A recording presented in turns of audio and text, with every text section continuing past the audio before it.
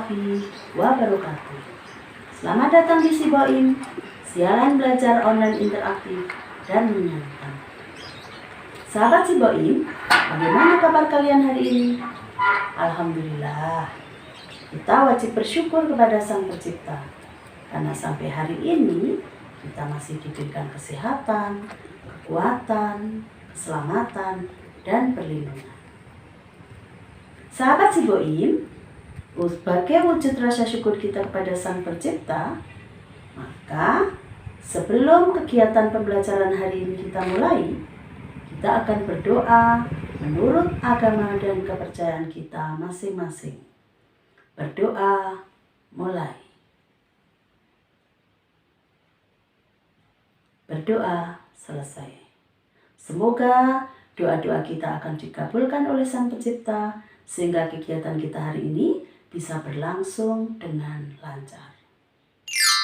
Sahabat Siboim, kali ini kita akan belajar bersama tentang interaksi makhluk hidup terhadap lingkungan bersama saya, Bu Eti. Nah, apa saja yang nanti akan kita pelajari? Kita akan lihat tujuan pembelajaran hari ini. Tujuan pembelajaran kita kali ini bahwa nanti sahabat Siboim bisa menjelaskan tentang pola interaksi yang ada di dalam lingkungan antara makhluk hidup dengan komponen biotik dan abiotik.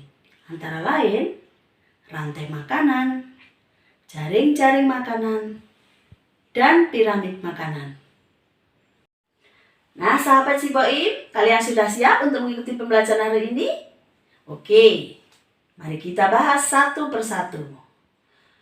Untuk minggu yang lalu, kita sudah belajar tentang satuan-satuan di dalam lingkungan. Ada individu, populasi, komunitas, sampai dengan ekosistem. Lalu sebetulnya yang dimaksud dengan lingkungan itu apa? Ya, lingkungan adalah segala sesuatu yang berada di sekitar kita, baik yang berupa benda-benda mati maupun berupa makhluk hidup. Sehingga di dalam lingkungan nanti kita akan mengenal ada dua komponen. Satu komponen biotik dan satunya lagi komponen abiotik. Ingat, komponen biotik adalah semua anggotanya itu makhluk hidup, termasuk di dalamnya hewan, tumbuhan, dan manusia. Sedangkan komponen abiotik apa? Komponen abiotik adalah komponen yang di dalamnya beranggotakan benda-benda tidak hidup. Nah, kita akan belajar tentang komponen biotik dan abiotik ini dalam sebuah ekosistem. Sekarang kita lihat. Nah, sahabat Siboim, kali ini saya sudah berada di sebuah pinggiran sungai. Sungai merupakan salah satu contoh dari sebuah ekosistem alami. Nah, di dalam sungai itu terdapat banyak sekali komponen-komponen baik biotik maupun abiotik. Yuk kita lihat di dalam sungai itu ada apa saja.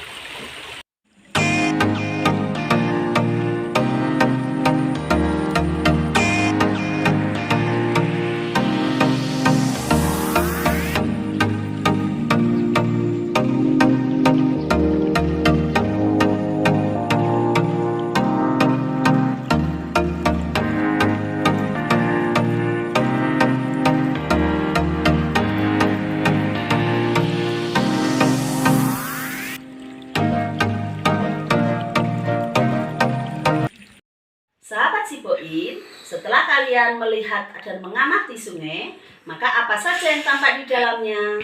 Ada batu, ada kerikil, ada air, dan yang tidak tampak yaitu adalah suhu, tekanan, dan cahaya matahari. Semua itu termasuk komponen abiotik. Selain komponen abiotik, ada juga yang termasuk kelompok dalam makhluk hidup. Ada laba-laba air, ada kepiting, dan ada tumbuhan.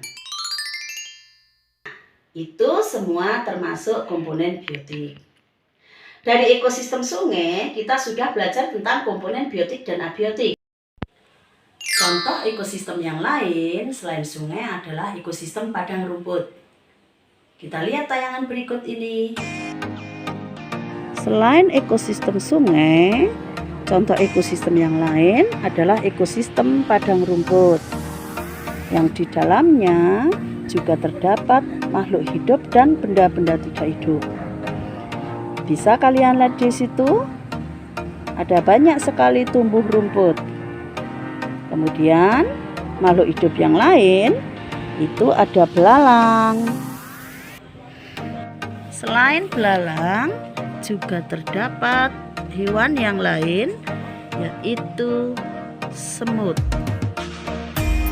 Kemudian ada lagi capung dan yang lainnya.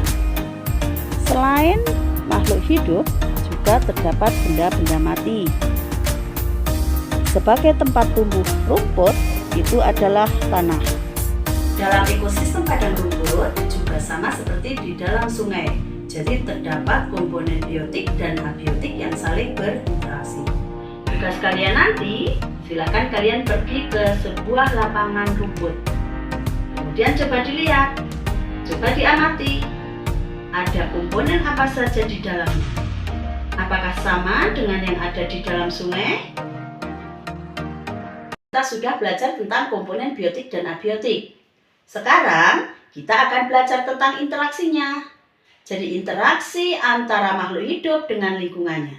Interaksi antara makhluk hidup dengan komponen biotik dan abiotik. Macamnya apa saja?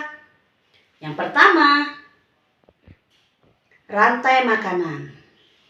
Yang dimaksud dengan rantai makanan itu adalah peristiwa makan dan dimakan di dalam satu urutan.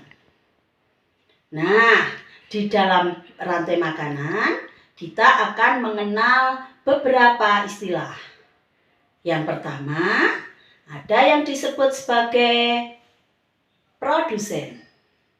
Apa itu produsen? Produsen itu dari kata-kata produksi, berarti yang memproduksi. Nah, di dalam lingkungan yang berperan sebagai produsen adalah tumbuhan hijau. Mengapa harus tumbuhan hijau? Ada yang tahu sahabat Sipoim? Apa yang dilakukan oleh tumbuhan hijau? Ya, tumbuhan hijau melakukan proses fotosintesis yang menghasilkan zat makanan. Zat makanan itu nanti akan digunakan untuk tumbuhan itu sendiri, juga untuk makhluk hidup yang lain. Karena tumbuhan hijau bisa membuat makanannya untuk dirinya sendiri, maka disebut sebagai organisme autotrof. Kemudian, di dalam rantai makanan yang kedua adalah konsumen. Kalau konsumen berarti yang mengkonsumsi, yang menggunakan. Lalu siapa saja yang berperan di dalamnya? Ada hewan, ada manusia. Yang keduanya, untuk makanannya itu tergantung dari makhluk hidup yang lain. Maka disebut sebagai organisme heterotrof. Lalu yang terakhir, komponen terakhir pada rantai makanan itu adalah dekomposer. Di sini yang bertindak sebagai dekomposer itu adalah jamur dan bakteri. Tugas mereka apa? Tugas mereka itu menguraikan sisa-sisa makhluk hidup yang sudah mati. Nah, itu adalah satuan-satuan di dalam rantai makanan. Coba kita lihat sekarang contoh dari rantai makanan. Tahukah kamu, pada rangkaian peristiwa makan dan dimakan, tumbuhan berperan sebagai produsen. Hewan herbivora berperan sebagai konsumen tingkat pertama, karena memakan tumbuhan secara langsung. Karnivor akan menempati urutan sebagai konsumen tingkat kedua, karena dia memakan hewan di tingkat pertama. Karnivor tingkat kedua akan dimakan oleh karnivor tingkat ketiga. Konsumen tertinggi atau tingkat keempat akan diisi oleh predator utama yaitu karnivor dan omnivor. Urutan ini menggambarkan bagaimana energi mengalir dalam semua ekosistem. Paham ya sahabat Sipoim? Nah, Interaksi yang kedua setelah rantai makanan adalah jaring-jaring makanan. Yang dimaksud dengan jaring-jaring makanan itu apa? Yuk kita lihat definisinya. Ya, jadi sebetulnya hampir sama dengan rantai makanan. Hanya saja kalau jaring-jaring makanan itu cabangnya banyak sekali. Kalau rantai makanan hanya satu. Maka bisa dikatakan bahwa jaring-jaring makanan ini adalah kumpulan dari rantai makanan. Suatu ekosistem tidak hanya terdiri atas satu rantai makanan, tetapi banyak rantai makanan. Beberapa rantai makanan ini disebut jaring-jaring makanan. Jaring-jaring makanan menggambarkan hubungan pemangsa dan aliran energi dari satu spesies ke spesies yang lain.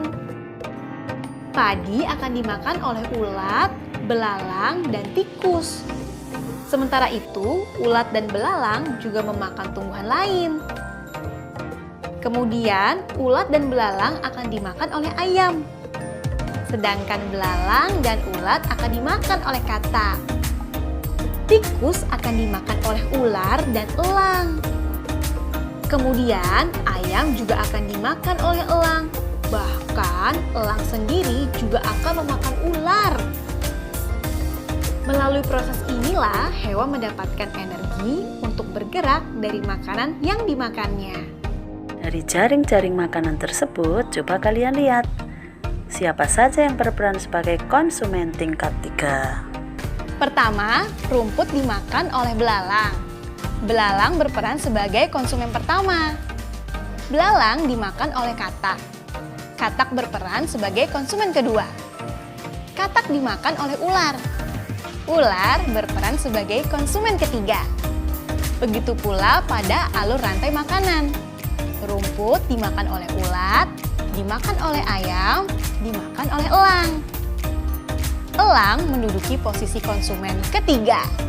Nah, bisa kita lihat produsen di dalam jaring-jaring makanan itu tidak hanya dimakan oleh satu hewan herbivora, tapi oleh beberapa hewan herbivora, sehingga memunculkan banyak cabang dan banyak urutan. Itu adalah jaring-jaring makanan. Interaksi yang terakhir adalah piramid makanan. Apa yang dimaksud dengan piramid makanan? Sama seperti rantai makanan, hanya saja untuk piramid makanan ini disajikan dalam bentuk piramid. Produsen berada pada tingkat yang paling bawah, sehingga nanti di dalam piramid makanan itu kita akan mengenal yang namanya tingkatan atau trofik. Trofik pertama itu adalah produsen. Trofik kedua, konsumen tingkat 1. Trofik ketiga, konsumen tingkat 2. Dan seterusnya. Nah, sahabat Siboin, paham sekarang? Macam dari beberapa interaksi, ada rantai makanan, jaring makanan, dan piramid makanan. Oke sahabat Siboin, setelah kita tadi bersama belajar tentang interaksi makhluk hidup terhadap lingkungannya, maka sekarang kalian paham yang dimaksud dengan komponen biotik dan abiotik dan contohnya rantai makanan, jaring-jaring makanan, dan piramid makanan. Paham ya? Jika kalian sudah paham dan pembelajaran hari ini dirasa sudah cukup, maka akan saya akhiri. Jangan lupa tetap menjaga kesehatan, tetap melaksanakan protokol kesehatan supaya tubuh kita terhindar dari hal-hal yang tidak kita inginkan. Tetap semangat belajar.